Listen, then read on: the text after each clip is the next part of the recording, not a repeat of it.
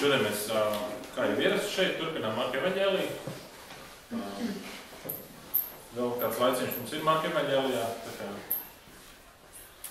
to mēs kādu laiciņu turpināsim. Un šodien mēs turpināsim ar stāstu, kurš ir kaut kas līdzīgs jau, ko mēs jau esam apskatījuši. Bet paskatīsimies varbūt uz kādiem citiem aspektiem, ko mēs šajā stāstā redzam. Tātad, tas ir Marka evaņģēlija 8. nodaļa, tieks vēlās, un no 1. līdz 10. pantam. Marka evaņģēlijas 8. nodaļa no 1. līdz 10. pantam. Tanīs dienās, kad tur daudz ļaužu bija un tiem nebija ko ēst, Jēzus aicināja savus mācekļus pie sevis un uz tiem sacīja: Mani sirds iežēlojas ļaužu dēļ, jo tie jau 3 dienas pie manis palikuši un tiem nav ko ēst. Un kad es tos neēdušus mājās atlaidīšu, tad tie uz ceļa badā nonīks, jo citi bija no tālienes nākuši. Un viņa mācekļi tam atbildēja: No kurienes, kas šos var ar maizi paēdināt šeit un tūkstnesī? Un viņš tiem jautāja: Cik jums maizes? Un tie sacīja 7. Un viņš ļaudīm pavēlēja pie zemes apmesties, un viņš ņēma tās 7 maizes un pateikdams tās pārlauza un deva saviem mācekļiem, lai tās liek priekšā. Un tie lika ļaudīm priekšā. Un tiem bija arī mazums zivtiņu, un pateicības acīs viņš pavēlēja arī tās likt priekšā. Bet tie ēda un paēda, un pielasīja ar atlikušajām druskām 7 kurvjus, un to bija pie 4000, kas bija pāduši. Un viņš tos atlaida, un tūdaļ viņš iekāpa laivā ar saviem mācekļiem un nāca Dalmatas tiesā. Tātad,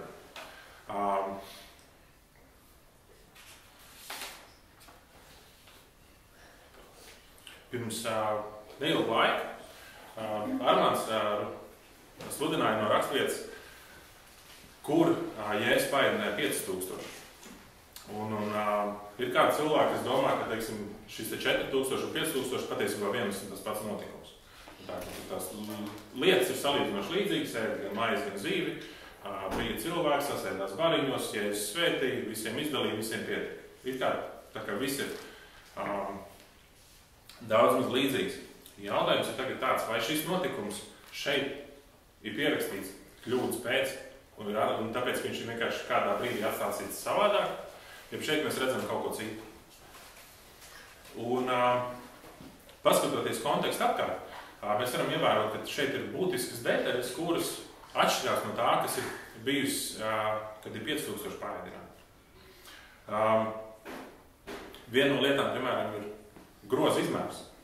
Pavisam tāda interesanta lieta, bet šeit ir lietots grieķu vārds, kurš apzīmē stipri lielāku grozu, nekā kas ir lietots tad, kad ir paēdināti šeit ar 5000. Šis vārds, kas tiek lietots šo grozu izmēru apzīmējot, ir lietots arī vēl vienreiz jaunajā derībā, tur, kur Pāvilu nolaida pa mūru leju. Ja, piemēram, tad, kad paēdināja 5000 cilvēkus, tad tur runa ir par tādiem tā kā pusdienu groziņiem, kaut ko tam līdzīgi, kad salasīt 12 pilns, tad šeit tie ir diezgan normāli turmīši, kur jā, tad varēja šis ēdienu paliekas salasīt. Maizes daudzums, tad bija 5, tagad ir 7. Un tad interesanta lieta - zivju izmērs. Šeit, piemēram, man ir lika tūkojums, kuras lasīt, ir rakstīts mazums zivtiņu. Mazums, tā kā mazāk zivtiņu. Tur bija 2, un šeit ir tāds mazums zivtiņu. Varētu teikt, padomāt 1. Bet nē, šeit ir domāts mazākas zivtiņas. Tad savādāk veida zivis. Un tātad pēdējā lieta, kas tāda būtiski atšķirās, ir cilvēku izmērs. 5000 un 4000 cilvēku.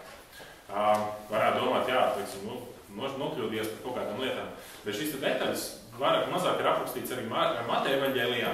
Viņas saskana, teiksim, šeit ir cilvēku izmērs, maizes daudzums, tādas lietas. Interesanti ir tas, ka arī atšķirās sekojošie notikumi. Tad, kad Jēzus paēdināja 5000, viņš pats devās kalnā lūgt. Un mācekļus sūtīja jūrā, un mēs zinām, kas notika tālāk. Mācekļiem jūrā bija pārbaudījums, viņi sastapās ar lielu vētru, un viņi dabūja piedzīvot Dieva varenību, kur Jēzus nāca šeit vētrai cauri. Un šajā reizē Jēzus ar viņiem iekāpa laivā un devās pāri jūrai. Un šeit vairs vētra netiek pieminēta. Vai šis notikums ir mazāk nozīmīgs, dēļ tā, ka viņš atkārtojās, vai šeit ir kāds detaļas, kas ir būtisks? Viena no būtiskākajām lietām ir tas, ka šeit Jēzus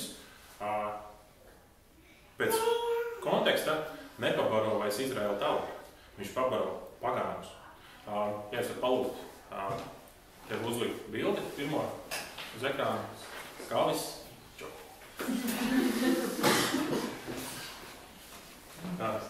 Es te sameklēju tādu internetu resursu, kurā ir kronoloģiskā secībā atzīmēti visi punkti, kur Jēzus ir bijis. Un šeit mēs varam redzēt, ka te ir mērogs. Mans īkšķis ir aptuveni 10 km. Tur mēs varam pastīties, tā jūra nemaz tik liela nav. Tāds īkšķi jorams ir. Un mēs varam uzlikt nākamo karti. Un šeit tā interesanti, te var to reliefu vairāk saprast. Iepriekšējā reizē Armands runāja, ka Jēzus bija aizgājis projām uz Tiru un Sidonu, kas ir šeit augšā. Un tad pēc tam viņš nāca gar šejienu lejā, un viņš nonācis aptuveni šeit. Šeit ir tas bija Dekapolis reģions, kurā mēs šodien atrodamies šajā te rakstvietā. Interesanta lieta tāda, ka šis ir Dekapolis reģions, viņš nav Izraēla daļa, viņš jau tā kā nošķirtā, un otra lieta tāda, ka viņš Marka evaņģēlijā jau parādās vienreiz. Viņš Marka evaņģēlijā parādās pirmo reizi, tad, kad 5. nodaļā, kad Jēzus satiek šo te apsēsto cilvēku. Viņi devās pāri jūrai, visticamāk šādā tad virzienā, un kaut kur šeit viņi izkāpa ārā, un tur bija šis te apsēstais cilvēks, kas viņiem skrēja pretī. Un tur bija arī tas notikums ar tām cūkām.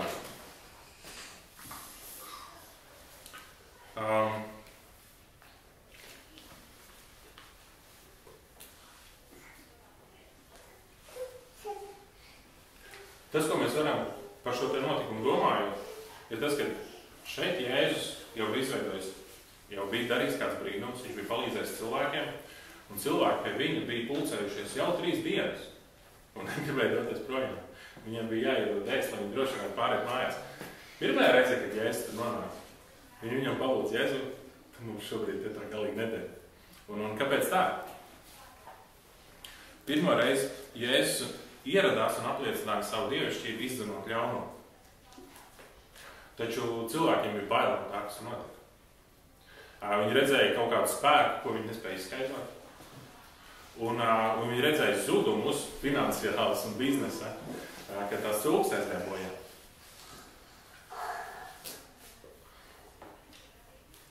Viņi tajā brīdī nebija gatavi pamainīt savu vidi vai savu dzīvesveidu, lai Jēzu uzņemtu šajā reģionā.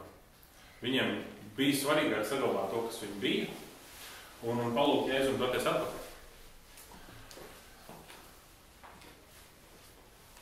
Vai Jēzus mērķis tajā brīdī toreiz bija aiziet un iznīcināt viņiem biznesu? Nē. Jēzus mērķis bija doties pie viņiem pasludināt Dieva valstību un parādīt savu spēku. Bet līdzīgi arī mums, teiksim, mēs sastopam varbūt tās kādas cilvēkus, vai arī mēs paši kādos brīžos nonākam situācijās, kur mums liekas, man tas Jēzus šobrīd nav galīgi izdevīgs. Viņš man aizliegs kādas lietas. Viņš man aizliegs, tur, teiksim, varbūt tās attiecības pirms laulības, kādas man interesē. Viņš varbūt tās man tur aizliegs biznesā krāpties, tur nemaksāt nodokļus vai kaut ko tam līdzīgi. Man ir bail, ka Dievs man liks būt godīgam. Viņš man, ja es iešu baznīcā, es nevarēšu lietot alkoholu. Tā ir liela problēma daudziem. Un tāpatās arī ir kāds cits lietas, teiksim, citi grēki vai kaut kas tam līdzīgs, kas mums ir kaut kādā ziņā ļoti mīļš, un mēs baidamies, ka, ja mēs nonāksim attiecībās un tuvumā Jēzum, mums no šīm lietām būs jāatsakās. Un mums tas liekas ļoti neizdevīgi. Un līdzīgi kā, teiksim, tajā brīdī, tad, kad tie cilvēki redzēja, ka tās cūkas aizgāja bojā, viņi nenovērtēja to brīnumu, ko Jēzus bija izdarījis, ka viņš izdzina šo te ļaunumu. Viņi baidījās par to, kas kā viņi uzturēs sevi, kā viņu biznesa attīstīsies, kā viņu, teiksim, viņu sociālā dzīve turpināsies un ko Jēzus vēl var izmainīt. Citreiz mēs sekojot Jēzu un baidamies par kādām lietām, ko viņš varbūt tās mums liks darīt. Teiksim, ir šīs lietas, kuras viņš aizliegs, tad no kuras ir bail, un tad ir kaut kādā brīdī, teiksim, ka Jēzus kaut ko liks darīt. Šausmas, uz svētdienās ejat uz baznīcu. Tā nevarēsies svētdienās paguldēt. Jēzus liks iet uz baznīcu. Jēzus liks ziedot. Tagad tev būs no savas naudiņas jādod baznīcai, tur jādod Jēzum, un tev paliks mazāk, un tam līdzīgi, un tu nevarēsi varbūt tās to naudu tērēt tajās lietās, kur tu esi gribējis tērēt, un kas tev ir patikuši. Tagad Jēzus tev tās lietas vēl aizliedz, un tad viņš saka, to naudu tāpat nepaturēs, sadomā. Jā, cilvēkiem ir bail no tādām lietām. Bet tā pašā laikā mēs varam pastīties stāstu, piemēram, par Caķēju, kas ir Lukas evaņģēlija 19. nodaļas sākums. Viņš arī bija muitnieks, viņš krāpās, viņš izspieda naudu no cilvēkiem. Viņš sastapās ar Jēzu, viņš gribēja viņu redzēt. Es nezinu, vai viņš bija gatavs, teiksim, spērt to soli, ko viņš darīja pēc tam. Bet tad, kad viņš iepazina Jēzu un sastapās ar viņu, viņš bija gatavs atdot to, ko viņš bija izspiedis. Viņš bija gatavs atlīdzināt par tām lietām, kuras viņš bija darījis pāri. Piemēram, Mūzes. Viņš bija izaudzis ķēniņu pilī. Viņš redzēja to savu tautu, viņš tā kā īsti nezināja, ko to visu darīt. Viņš tā kā gribēja viņus aizstāvēt un saprat, ka viņam nesaprašana, ne īsti tā zināšana, ko darīt šajā situācijā, viņš vienkārši aizbūt projām. Viņš aizbūt prom un domāja, ka viņš būs drošībā. Bet viņu sastapa Dievs. Ko Dievs viņam lika darīt? Izvest Izraēlu tautu. Liela uzdevuma vietā. Un līdzīgi tāpēc arī mums citreiz kaut kādā brīdī var likties, ka bail. Ja man Dievs tagad liks, teiksim, tur tiešām braukt uz Āfriku un sludināt. Ja man tur Dievs, piemēram, liks tagad iet tur vai tur, teiksim, tā kā mēs tagad, kad Dievs mums aicināja tagad, jau mēs gadu braukājam sēdienās uz Kuldīgu. Arī liekas, tā, vai tur viss pietiks, teiksim, vai tur degvielu varēsim atļauties, vai tur mašīnas būs kārtībā un vispārējais. Bet Dievs tās visas lietas jādara. Un tad, piemēram, arī vēl stāsts par Pāvilu, kā Pāvilam gāja. Viņš arī bija cilvēks, kurš domāja, ka viņš dara Dievu gribu, un sastapās ar Jēzu. Un viņa dzīve pārmainījās. Un viņš bija gatavs, viņš apzinājās lietas, kas viņam sāpēs, viņš apzinājās lietas, kas būs grūtas, bet viņš viņas bija gatavs darīt, tāpēc, ka Dievs aicināja.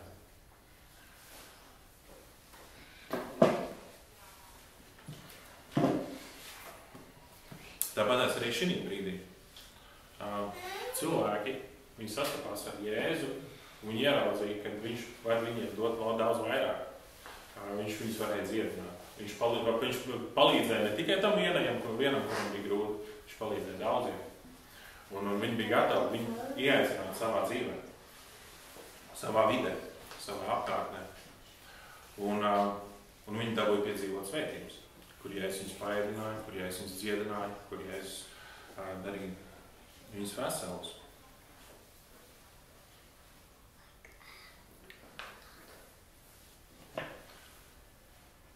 Daudzi, piemēram, skatās uz šo notikumu, arī to iepriekšējo par 500,000, kur paēdināt, un saka, tas tā nosacīt tāds nereāls notikums. Tur Jēzus cilvēkus mācīja, viņš viņiem tur runāja labas lietas, un cilvēki kļuva sirdī maigi viens par otru, un viņi izdomāja, ka viņi vienkārši dalīsies maizītē viens ar otru. Patiesībā tur tāds baigies brīnums nebija, vienkārši tā maizīte bija paslēpta tur kabatiņās un tam līdzīgi. Un tagad viņi tā emociju uzplūdā nolēma, kad viņi varēs padalīties, un visi bija priecīgi. Un tad tās 5 maizītes, un tad tās zivtiņas vai kas, tas tā simboliski, tā, lai mēs redzam to, ka Dievs pavairoja, teiksim, to labklājību tur tiem cilvēkiem. Tad ir tāda teorija, ka tur tehniski, tajā jūrā, tur tiek zināmiem laika apstākļiem un tam līdzīgi tur varētu sagadīties tā, ka vējš izpūš ārā zivju daudzumu krastā. un tad cilvēkiem nebija jāiet tā kā zvejot, bet viņiem izpūta tās zivs ārā. Nu, labi, jā, mēs varētu, teiksim, varbūt tās apspēlēt šo domu tālāk, bet nav jau rakstīts, ka viņi tur tās zivs tur gatavoja tagad vai kaut ko tam līdzīgi. Un tad bija arī tāda interesanta teorija, ko es dzirdēju, ko viens mācītājs teica, kur viņš bija dzirdējis, ka tur bija tāda īpaša ala, un Jēzus ar mācekļiem tajā alā bija saslēpis ēdienu. Daudz ēdienu. Un tad, kad tie 5000 vai 4000 bija jāpabaro, tad Jēzus nostājās tā alai priekšā, un viņam bija tajā kalātā tāda liela cauruma. Un viņam to ēdienu piedotnēm deva ārā, un viņš tā kā deva cilvēkiem. Kad cilvēki ir izdomās bagāti, lai samazinātu Jēzu un samazinātu viņa brīnumus. Mēs varam arī Bībelē atrast, teiksim, dažādus cilvēkus, kas ir mēģinājuši ar kādām viltībām piemānīt cilvēkus. Piemēram, teiksim, Apostuļu darbos 8. nodaļa.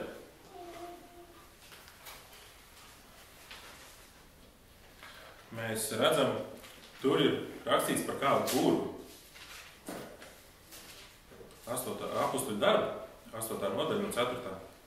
Un tad tur bija tātad konteksts pirms tam, tātad bija Jeruzalemē sākušās šīs vajāšanas un cilvēki bija izklīduši, kristieši.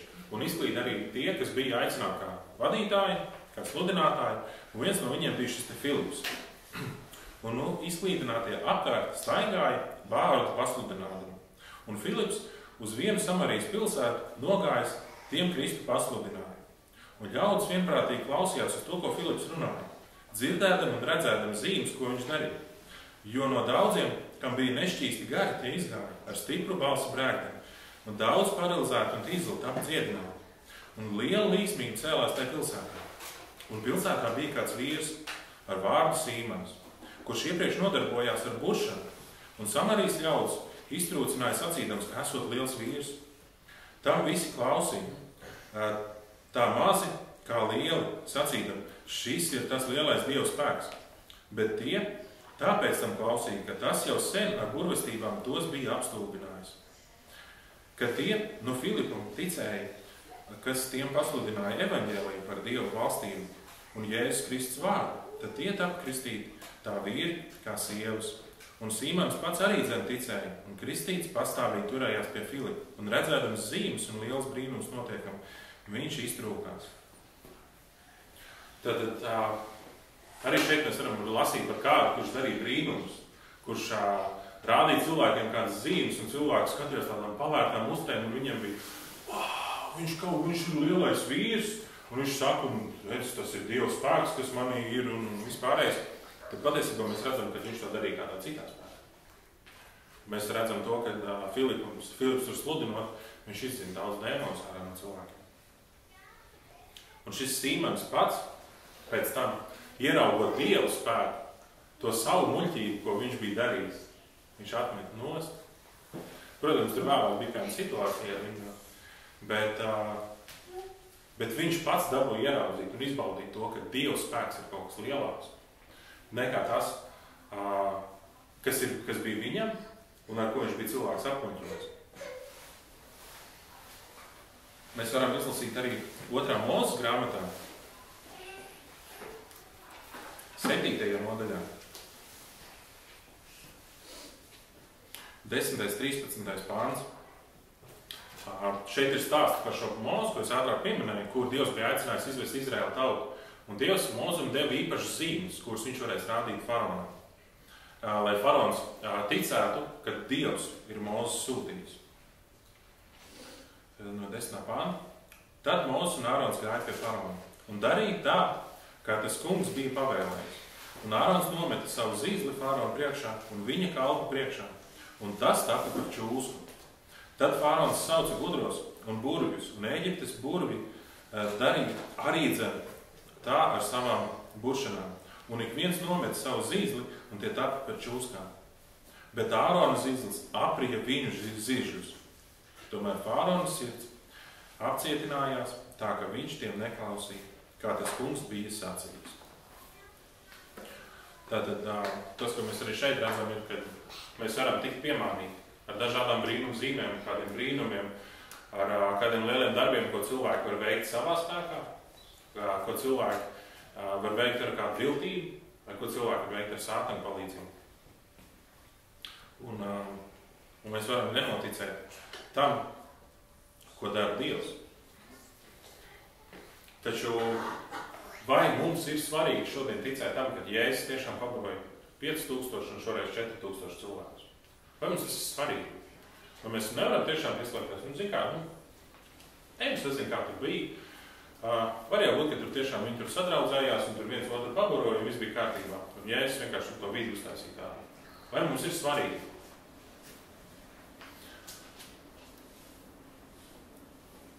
Ja mēs sakām, ka Jēzus to neizdarīja, ja mēs sliecamies tajā virzienā iet, tad mēs Dievam atņemam viņu dievišķo dabu. Jo to, ko Armāns jau liecināja, tad, kad viņš runāja par šiem 5000, Jēzus tajā brīdī atklāja šo dievišķo dabu, kā Dievs pabaroja ar Izraēlu tautu, tad, kad viņi bija tūkstoši, kad viņš deva šo mannu no debesīm.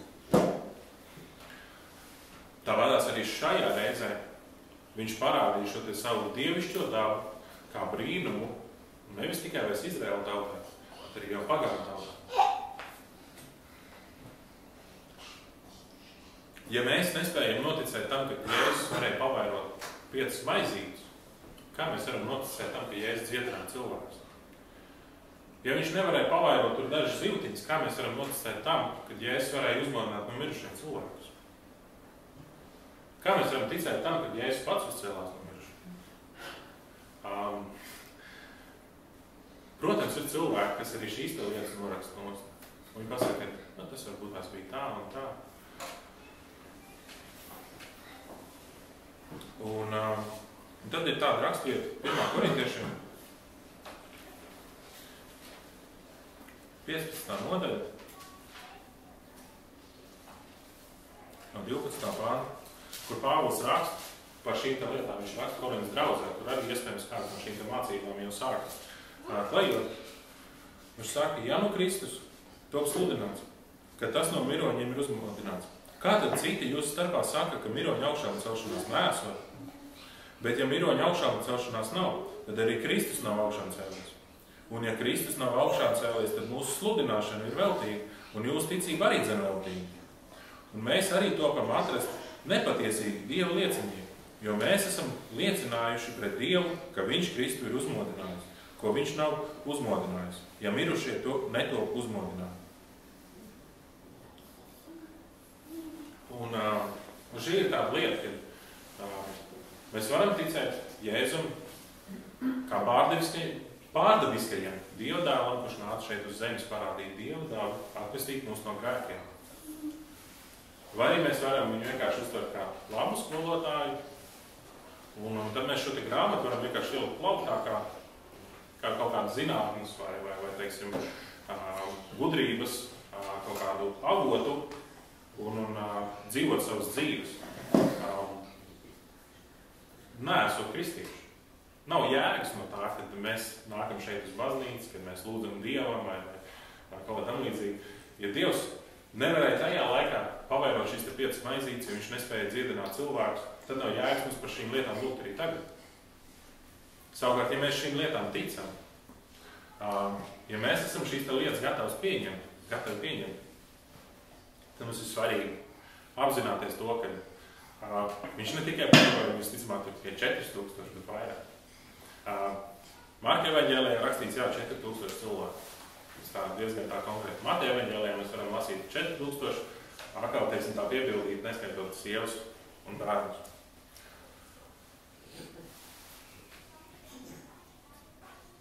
Jautājums ir, ko šis notikums māca mums? Šajā situācijā mēs redzam to, ka cilvēki otrajā reizē bija gatavi Jēzus pieņemt. Šajā situācijā viņi bija atstājuši savas lietas, viņi bija atstājuši savu ikdienu, un jau 3 dienas bija sanākuši kopā klausīties, ko Jēzus viņiem mācīja. Man pašam personīgi citreiz ir tā, ka Ir kaut kāda interesanta lieta, varbūt tās kāds no kaut ko mācās, kaut kādos kursos es bijis. Viņš kaut ko stāsta, tad es domāju, šitas es dzirdēšu, tas man vajag interesants nav. Šitas te jau tur sāk tā kā atkārtoties. Šito te, es domāju, to viņš nesaprot. Un te es sāku domāt par kaut kādām savām lietām. Un teiksim, piemēram, es zinu, kaut kādas konferences lielākas, kad viņas tiek organizētas. Ļoti bieži cilvēki no pēdējām pamūk projām nodaļām un tam līdzīgi. Viņiem tas nav būtiski. Bet šeit mēs redzam to, ka tie cilvēki bija sanākuši no apkārtnes. Visticamāk, tur ir rakstīts no tālienes. Un ja mēs redzam, ka Jēzus tajā brīdī bija gājis, viņš tur lielo gabalu, sanāk diezgan daudz kilometru. Un viņi aptver šeit taisīja šo ēšanu. Es pieņemu, ka ļoti liels reģions bija savāds cilvēki. Viņiem bija svarīgi klausīties, ko Jēzus saka.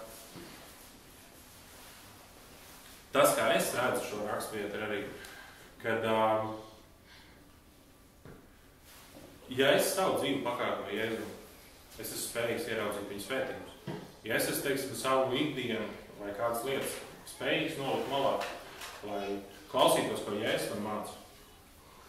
Tā skaitā, piemēram, šodien gatavojoties uz šeit sludināt, es esmu piedzīvojis Dieva žēlstību un brīnumu darbus. Es neesmu nekad nožēlojis to, kad es esmu kādas lietas nolicis malā, vai tas ir, teiksim, kaut kas ar biznesu saistīts, vai tās ir bijušas kaut kāds iespējas nopelnīt lielāku naudu vai kaut ko tam līdzīgu. Es neesmu nekad to nožēlojis iepratī tam, kad es esmu bijis, piemēram, draudzē, kad es esmu bijis kalpošanā, jo tas, ko es esmu piedzīvojis, ir, es varu vienmēr skriet, es varu vienmēr plēsties, es varu vienmēr kaut ko mēģināt izdarīt, bet mēs visi varam piedzīvot, mēs visi piedzīvojam to, ka šī pasaule ir projām zem šī te lāsta. Mēs varam būvēt, un tas, ko mēs būvējam, kaut kādā brīdī sadrūk. Mēs varam celt, un tas kaut kādā brīdī apgāzīsies. Mēs varam kaut ko audzēt, un tas kaut kādā brīdī var saslimt un nomirt. Mēs varam kaut ko iegūt, un tas kaut kādā brīdī var pazust. Bet tas, ko mēs iegūstam pie Jēzus, tas, ko mēs varam iegūt no viņa, ir, varbūt tas ne katru reizi, varbūt tas ir kaut kas tāds, kas ir nesams. Varbūt tas nav kaut kas tāds, ko tu varēsi just kabatā. Bet tas ir kaut kas tāds, kas tev paliek mūžīgi, kas paliek tavā sirdī, kas paliek tavās attiecībās ar viņu. Jo Dievs var tevi sargāt no kādām lietām. Un, teiksim, ja tu varbūt tās esi palaidis iespēju nopelnīt tos 20 eiro, viņš var sargāt no tā, ka tev 20 eiro nebūs jāiztērē pie ārsta vai servisā. Vai teiksim, varbūt tas kādu meistaru saucot uz mājām vai kaut kā tam līdzīgi. Un es piedzīvoju šīs lietas, kur Dievs gādā par šādām lietām. Es gribu, ka mēs varam atvērt 33. psalmu.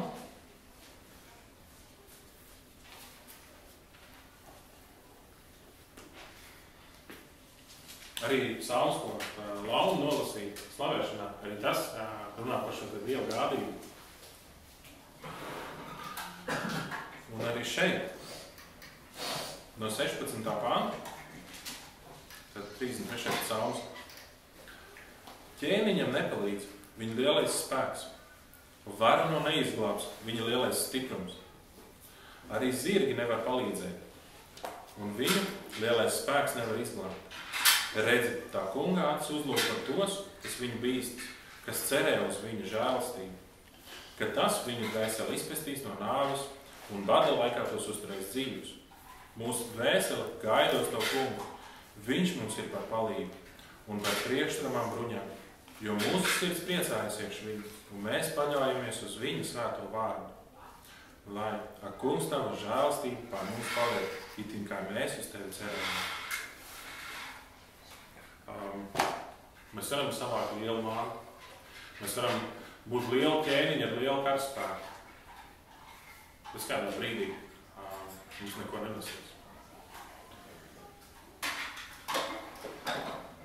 Mēs, piemēram, tagad varam liecināt, redzēt pēdējos gadus, kā notiek šis te karš arī Ukrainā, kur Pēc tā, ko mums pasniedz ziņās, Krievija bija plānojusi 3 dienās uzvarēt Ukrainu. Viņi bija sagatavojuši savu visu lielo tehniku. Jaudīgu tehniku. Un tā tehnika, kur tālu netika.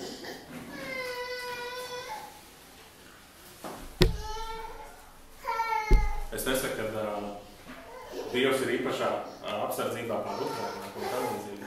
Viņš ienīst Krievi, vai ko tam līdzīgi. Negribu politiku tajā iesaistīt. Bet tas, ko mēs varam paši ikdienā piedzīvot, kur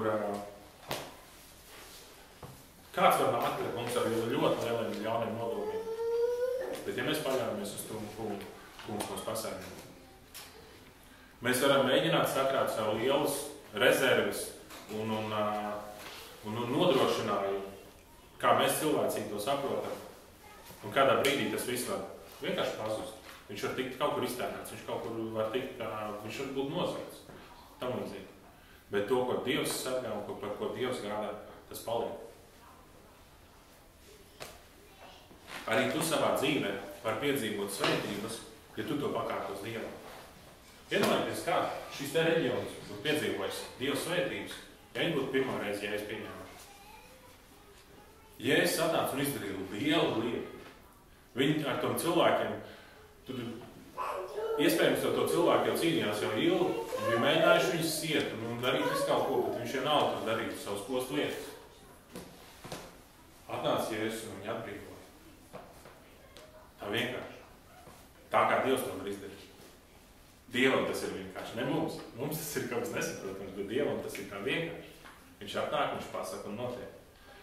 Arī mēs, ja mēs savu dzīvi pakārtojam Dievam, arī Dievs mūsu dzīvē, tā vienkārši var lietas nokārtot. Mēs varam lūgt par kādām lietām, kuras mums ir nesaprotamas, tad Dievs tā vienkārši viss sakārto. Un tu nesaproti, kādā veidā tas arī būt. Jo tu nepazīsti tos cilvēkus, kas tur pat ir iesaistīti. Bet Dievs tā vienkārši paņem un lietas sakārto. Arī šeit, šie cilvēki, kad Jēzus atnāca otrajā reizē, kad viņi jau bija par viņu uzzinājuši, kad viņi bija dzirdējuši šo liecību no šī apsēstā cilvēka, kurš bija brīvs kļūs, kad viņš liecināja viņiem par Jēzu, viņi bija gatavi Jēzu uzņemt. Tāpēc arī mēs, tad, kad mēs ejam dzīvē cauri, mums ir jāatcerās tās liecības, ko Dievs ir darījis mūsu dzīvē. Mums ir jāatcerās tās liecības, kas šeit Bībelē rakstītas. Kad Jēzus pabaroja 5000, kad viņš pabaroja 4000, ka viņš var pabarot arī mūsu. Un mums nav jābaidās. Varbūt kādā brīdī pazaudēt. Iespējams kāds 2000 cūkas, kas aiziet jūrā. Varbūt tā būs kāda vērtīgāka lieta. Bet ja mēs varam palikt Dievu klātbūtnē un Dievs var nākt mūsu dzīvē darboties, tas būs neizsakāmi vērtīgāk. Līdzīgi kāds atķēma. Viņš atteicās no bagātības, no status, iespējams līdz ar to visu. Bet viņš iegūst pestīšanu, kā ir rakstīts Bībelē. Tāpēc es aicinu, ka turēsim liecību par Dievu dzīvi mūsu sirdīs un turēsim šīs lietas, ko mēs esam piedzīvojuši mūsu prātā ar pateicību. Lai mēs esam gatavi, varbūt tas kādreiz kādam izaicinošākam solim, jo mēs zināsim, ka Dievs par mums parūpēsies. Es aicinu, ka mēs varam lūgt. Paldies, Tēvs, par šo brīdi, un paldies arī par šo vārdu, kuru tu mums esi atstājis un kuru mēs varam lasīt un pārdomāt. Paldies par to, ka arī šis stāsts un šis notikums, kaut arī šis brīnums liekas ir atkārtots, bet tas mums var būt par iedrošinājumu. Tas mums var būt par iedrošinājumu, ka tu ne tikai pabaroji Izraēlu tautu, pabaroji arī citus. Ka tu ne tikai pabaros tagad kaut kādu daļiņu, kurus mēs varbūt tās redzam kā kaut kāds īpašāks cilvēks vai svētāks, kas tev varbūt tās vairāk lielāks lietas, bet ka tu esi gatavs arī pabarot mūs, kas mēs tev meklējam, kas mēs pie tevs nākam un ar savu mazumiņu un varbūt tās ar savu tukšumu un neko. Un Tevis Tēvs, paldies par to, ka tu dari šīs brīnuma zīmes un ka tu viņus turpini darīt. Paldies par lietām, kuras mēs esam paši varējuši piedzīvot, kur tu esi brīnumainā veidā mūs atbrīvojis no kādām lietām, kur tu esi brīnumainā veidā dziedinājis mūs, kur tu esi brīnumainā veidā mūs spēcinājis vai par mūs parūpējies, tad mums nav bijis nekā. Tāpēc tās mēs lūdzam, ka tavā žēlastībā mēs varam palikt stipri ticībā, ka mums nav jābaidās no apstākļiem apkārt, ka mums nav jābaidās varbūt tās no lieliem ķēniņiem ar lieliem karapulkiem, ka mums nav jābaidās no kādiem draudiem, bet tās, ka mēs varam paļauties uz Tevi, ka Tu esi tas, kurš gādā un ka Tu esi tas, kurš parūpēsies. Amen.